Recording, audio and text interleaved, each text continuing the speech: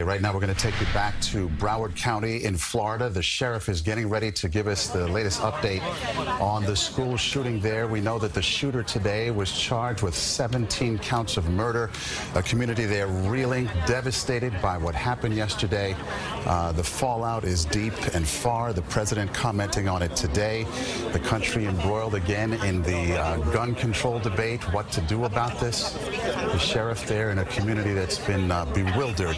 Quite frankly, as most of the country has been watching this whole thing unfold. Yeah, you can see several officials gathering there. There's a school superintendent. We can see we're going to be hearing from Broward County Sheriff Scott Israel here in the next few minutes with an update. Today has been a very, very hard day in that community. As you can imagine, the nation's hearts and thoughts and prayers have been with all of these families affected by this really senseless act that took place just over 24 hours ago.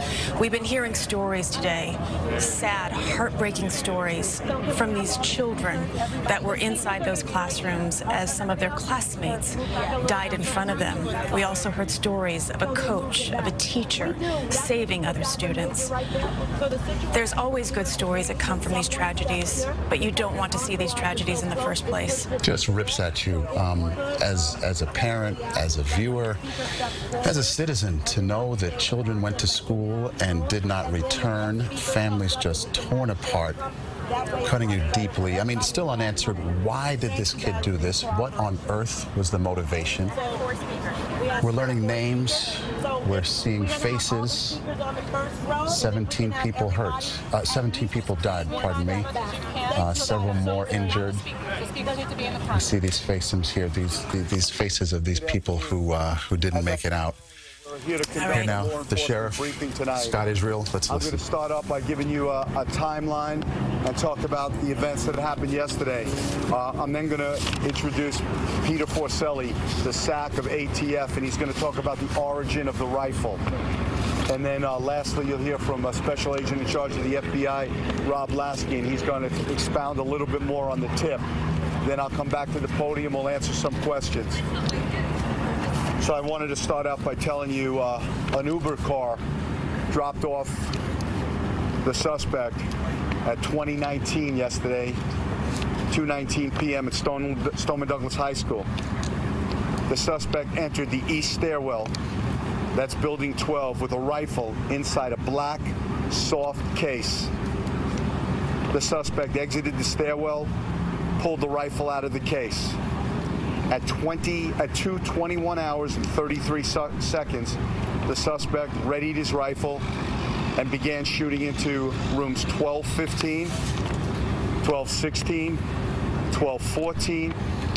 He went back to 1216, back to 1215, and then to 1213. The suspect then took the west stairwell to the second floor and shot one victim in room 1234 on the second floor. The suspect then took the east stairwell to the third floor. He dropped his rifle and backpack, ran down the stairs.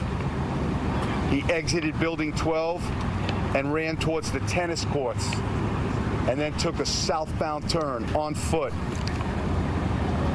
The suspect crossed fields and ran west, along with others who were fleeing, and tried to mix in with the group that were running away, fearing for their lives. The suspect arrived at the Walmart store. He bought a drink at the Subway and then left the Walmart on foot. The suspect went to McDonald's, sat down for a short period of time.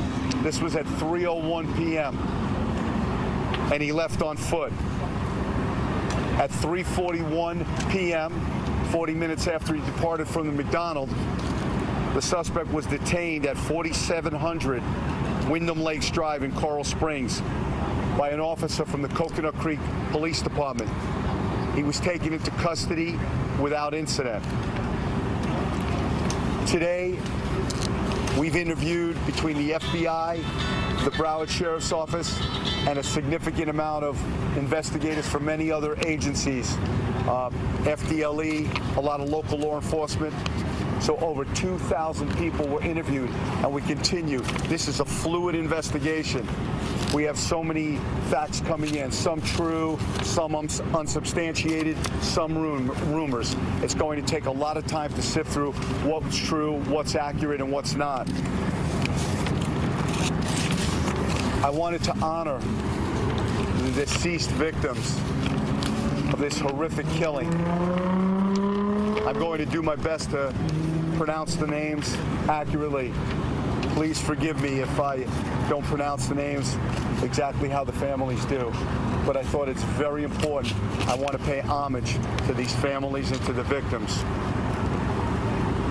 Carmen Schentrup, Meadow Pollock, Peter Wang, Nicholas Dworet, Christopher Hickson,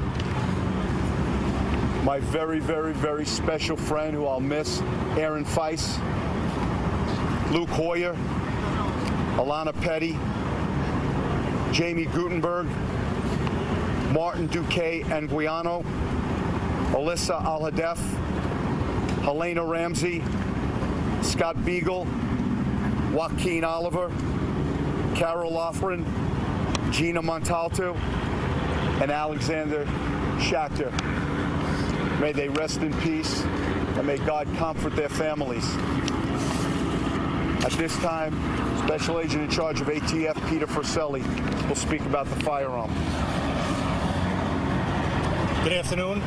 On behalf of the men and women from ATF, I want to extend my condolences to the families of the victims and to the people of the community. And I also ask that you keep in your thoughts and prayers the first responders who responded out to this scene. 30-plus years in law enforcement, I can tell you it was a difficult one. The firearm that was utilized in this event was purchased lawfully here in the state of Florida just short of a year ago by the individual who was charged with this crime. We're here to help the Broward County Sheriff's Office follow up on any leads that may pertain to the firearm or anything else that they need. Again, I ask that you keep the folks who responded to this scene as well as the families of the victims in your thoughts and prayers as we get through these difficult days. Thank you.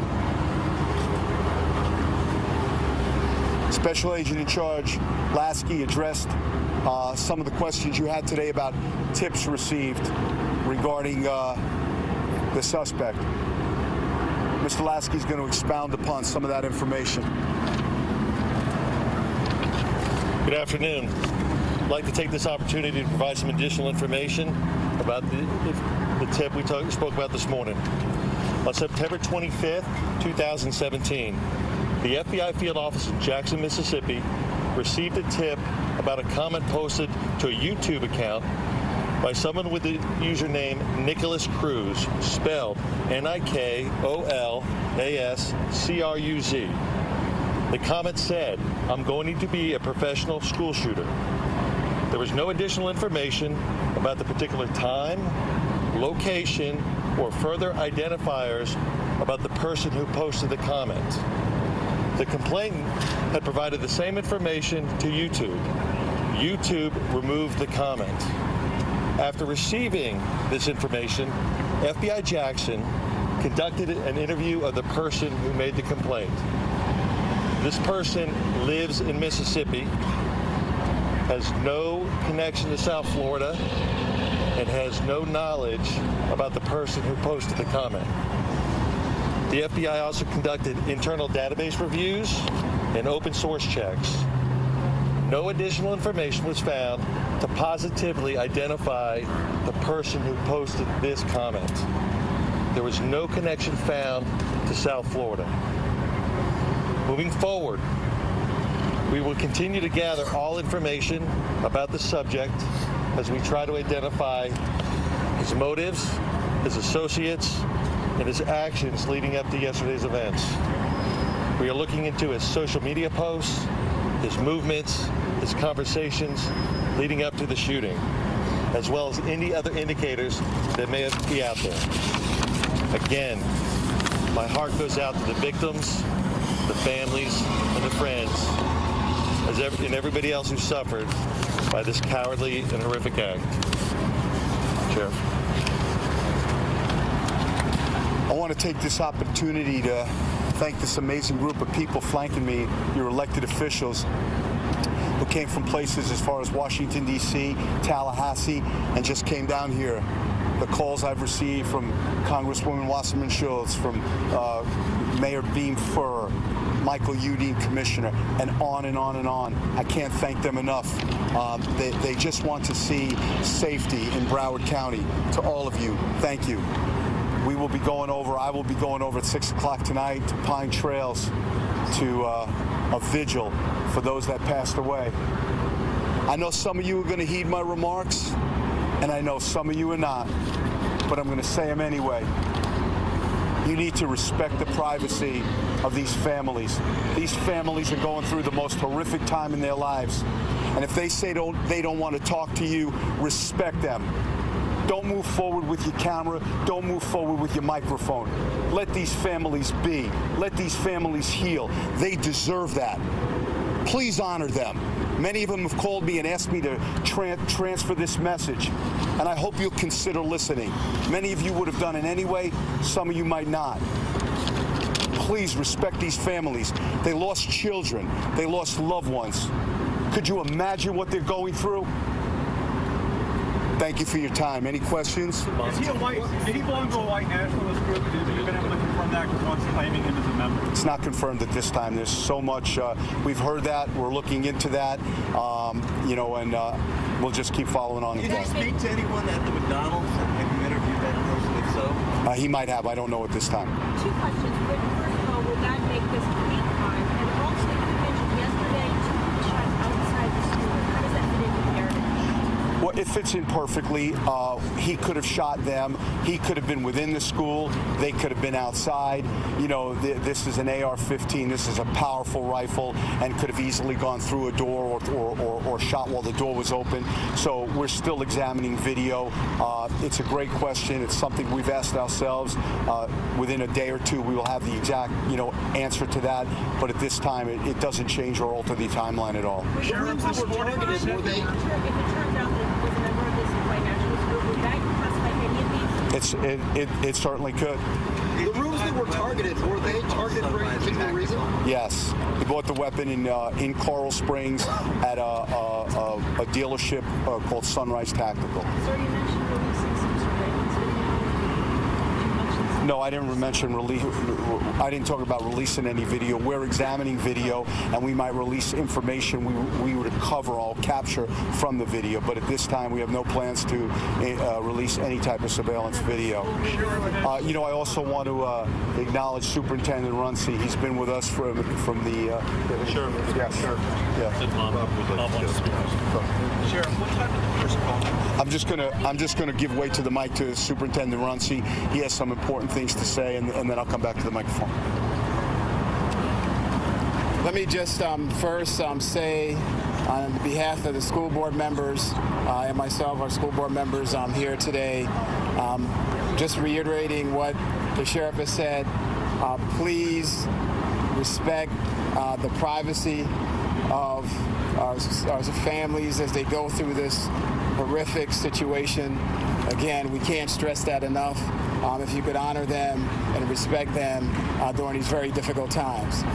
We've had hundreds of people today that have gone through our crisis services that we provided at several locations, 2 here in Parkland, 2 in Coral Springs. We'll continue to provide those tomorrow or the next day as necessary.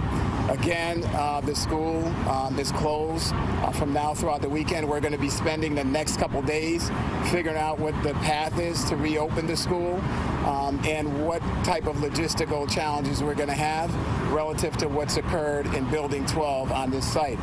Once that information becomes available, we will be providing it out to the parents and the families in the community and the media as well. Again, thank you for respecting our families. Give them the space and time to grieve and get through this very difficult time. Sheriff, is there a reason he targeted certain rooms? What seemed to have gone to specific rooms and then upstairs? Have you found any reason for that? That's what our detectives and that's what the FBI are doing. We're interviewing him. We'll be speaking to him and gathering that information. But I can't enlighten you on that right now. Sheriff, do you know what time the first call? It was already, someone that it was of interest for the security and for the school members. Well, he was dropped off by an Uber vehicle.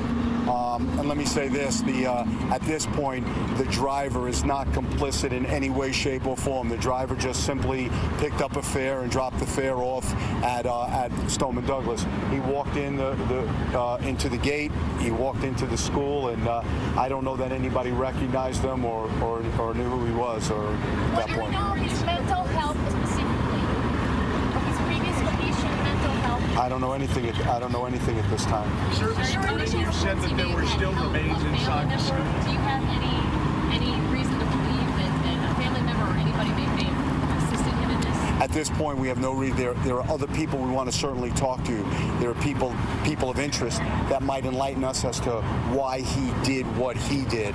But at this point, at this time, there's no accomplice or nobody else that we're looking at from that perspective. When he was a student here, was he required to... You made no mention of what Senator... I'm sorry, you're talking... What Senator Nelson mentioned yesterday about him wearing a gas mask and a bulletproof vest. No mention of that in today's timeline. Can you tell us anything more about that? Whether that's true or not? No, I have no reason to believe it. I haven't seen the videos yet. I'm going to be briefed tomorrow on that, but I don't know that he had a mask on at any time.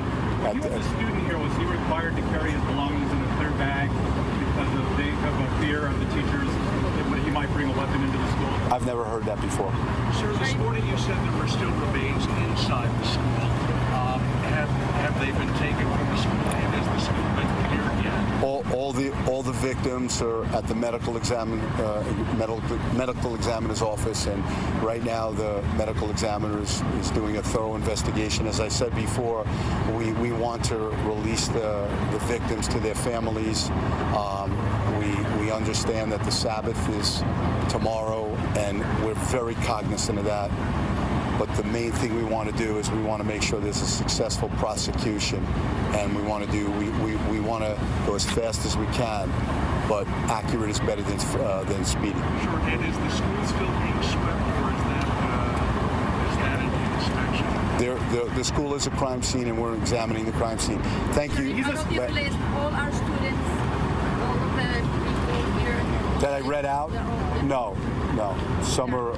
There's a team. There are adults on the list as well. Has the family he was staying with said anything that they noticed anything like that in the room that he was staying in? I'm not sure at this time. That's something that we're examining. Is Zachary blood related with Nicholas? Are they blood brothers? I've never heard that the first gentleman you named. I've never heard his name before.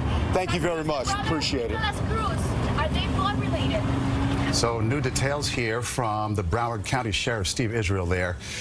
Still no motive, no idea why the gunman did this, but he did provide some really striking details here. First of all, the gunman showed up at the school in an Uber, started shooting at 2:19, went on this rampage, left the school, and 40 minutes later, they say he was seen at 3 different establishments, Walmart, a Subway, and McDonald's, and bought a drink, they say, at the Subway 40 minutes later before he was arrested and detained by the officers. Some really impressive police work. They say they interviewed some 2,000 people over the last 24 hours, but still no idea why this gunman did this. And many people were wondering how he was able to leave campus yesterday, how police were not able to spot him, and we got a hint of that answer with the sheriff during this news conference, and that is he ran out of the school along with the other students and blended in and ran in the same direction that many of the students were running towards that Walmart that is right near the school. We'll continue to follow developments, of course, from Florida and give you any updates as we get them.